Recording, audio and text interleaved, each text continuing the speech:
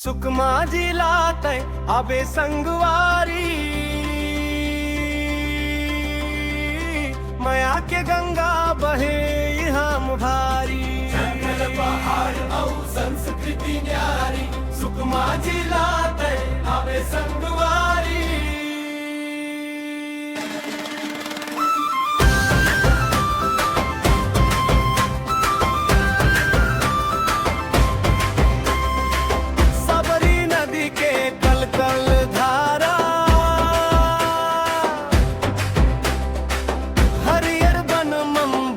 जग सारा गोंड मुरिया दोरला के बोली गूंजे माटी मम्मया के होली। कौन का छिंदगढ़ सुकमा गाथा, जन जन गाथे विकास के बाता।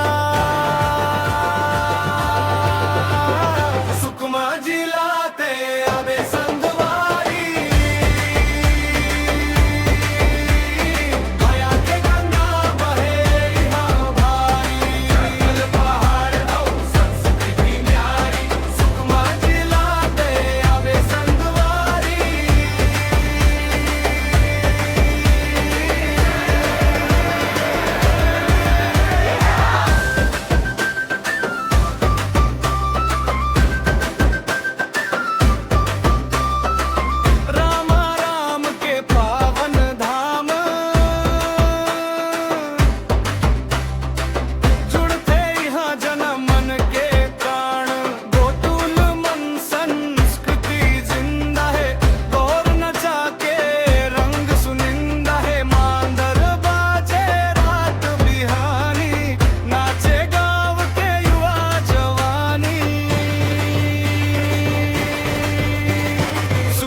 जिल्हाते आबे संगवारी।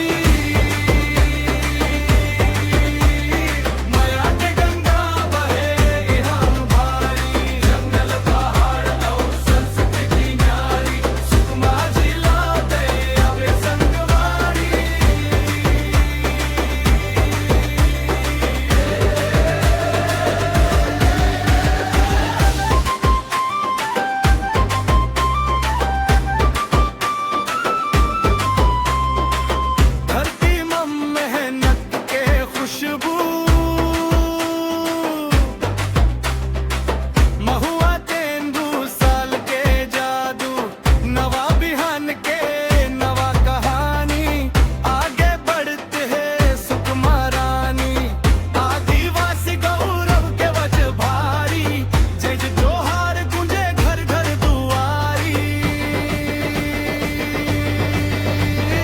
सुकमा जिल्हाते आबे संगवारी,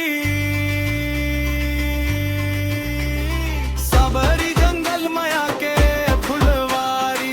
बस्तर के शान हमर संगवारी, भारत मंचम के नाम तुम्हारी। सुकमा जिल्हाते आबे